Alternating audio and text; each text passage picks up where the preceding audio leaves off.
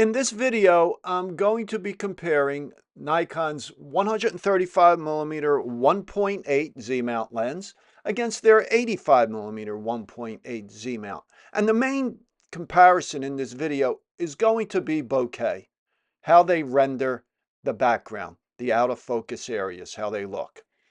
So the 135 1.8 is a fairly new lens. It's only been out several months, maybe 5 or 6 months. It weighs 2.2 pounds or 995 grams, whereas the 85 1.8 weighs 1 pound or 470 grams. Close focus on both, surprisingly, is about the same. The 135 focuses down to 2.7 feet, and the 85 focuses down to 2.6 feet. Filters, the 85 takes 67mm filters, and the 135 takes 82mm filters. So here is my setup. I set up a mannequin, borrowed one of my wife's turtlenecks and a hoodie and a necklace, and put them on the mannequin. Actually, it's just a mannequin head, and I used a hanger behind the head to hold these items. And I used a single LCD light. You could see in the left picture on the right, an LCD ring light. And you'll notice that column in front of the mannequin. And that contained a flower arrangement, which is 28 inches from the eye of the mannequin, from the eyes of the mannequin. And that was measured from those orange flowers in front. And the reason for that was to show how the bokeh would be in front of the focus distance. Okay, the flowers you will notice on the left, so to the mannequin's right, those pink flowers, and there's some yellow in there, they were 16 inches from the eye of the mannequin, and that is measured to the closest pink flower. Okay, on the right, you'll see another flower arrangement in a beige vase. They were 48 inches from the eye of the mannequin. The door in the background where you see the flag hanging, that was 20 feet behind the mannequin. So that's just to give you an idea of the distances and how this bokeh looks at different distances. I just used auto white balance. My concern was not color here. It was showing the bokeh and also showing the difference between the 85 and the 135 as far as how it shows the background. Now, I did a video not too long ago using my 70 to 200 at 85, 105, and 135 in a similar fashion.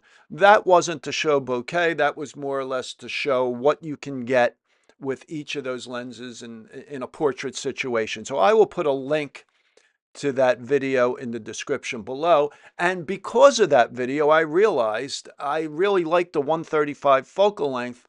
So that kind of made me want to get the 135 1.8. And so I did. Okay, so now let's look at both lenses at 1.8 at the same distance from the subject, just to show you what a 135 and an 85 look like at the same distance. The distance was 9 feet 4 inches to the eye, and I used subject detection people, and it focused right on the eye in all cases. Okay, so you could see here, of course, that with an 85mm at 9 feet 4 inches, it's going to give you a much wider view than a 135. But if you look at the bokeh on the 135, I mean, that flag is not even recognizable. You just see a little bit of color. The flowers are less sharp. But again, that's to be expected with the longer lens and with a wider lens, in this case the 85, at a greater distance. Now we go to f2, and again the bokeh on the 135 still looks great, and that's what's nice about this lens. It really throws things out of focus, and at this distance, 9 feet 4 inches, you get a nice distance for a portrait. In fact, you could even get in a little closer and make it a tighter head and shoulders shot.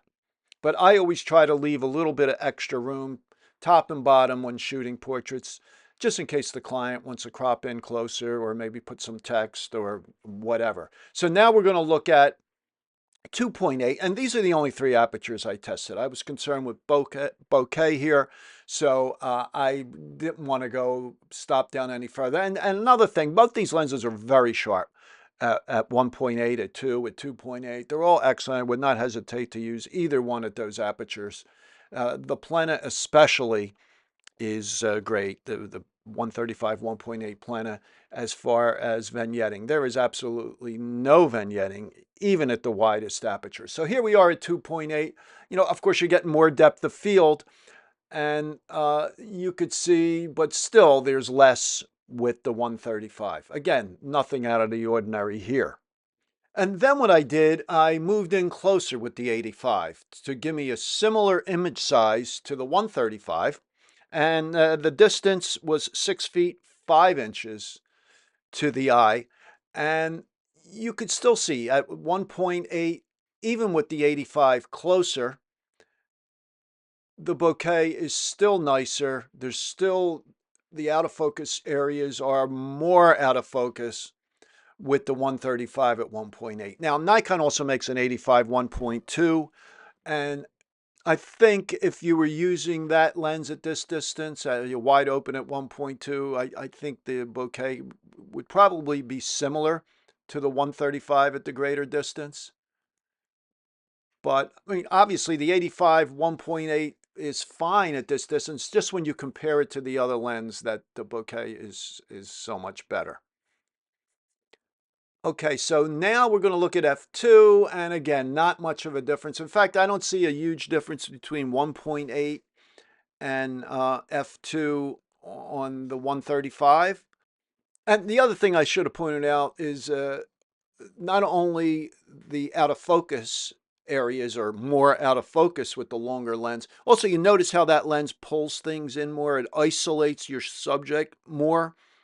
So you don't need as much background with the longer lens, but you do need more room to step back from your subject. So now we're going to look at 2.8. And again, the depth of field is greater. So now that flag, you kind of make out now with the 135 what that is. And actually at 2.8, I think the out of focus areas look closer, but you could still see, especially with that flower arrangement on the right, it is more out of focus with the 135. Okay, so what I did next, I just want to show the 135 side by side at the three different apertures that I shot in 1.8, 2.0, and 2.8, really just to show you the relationship between those apertures and the background. The subject is the same. The face is in focus all the way, but of course the background is different. And you'll notice here between 1.8 and 2, it's very similar. You do see a big difference at 2.8. And now we are with the 85 at that closer distance, and you could see the difference here. And again, it obviously a depth of field increases as we stop down. So that flag in the background comes into a little bit sharper focus. Now there is a link in the description below to all these JPEGs, which you could view and download at no charge. So you could take a look at these images yourself and see what you think. Tell me what you think. I really like this 135, but I also like the 85 1.8. So if I really need to shoot in a busy environment, I'm going to use the 135. If I don't have the depth, if I don't have a lot of space behind me, I would go with the 85. Big difference in price with these lenses, however. Okay, so that's it for this video. If you liked it, please give it a thumbs up and subscribe to my channel. I come out with a new video every Monday morning and Wednesday morning at 11 a.m. Eastern Time. And if you have any questions on anything you saw here today, please leave a comment in the comments below or send me an email. I try to respond to all comments and all emails. So thank you for watching, and I will talk to you next time.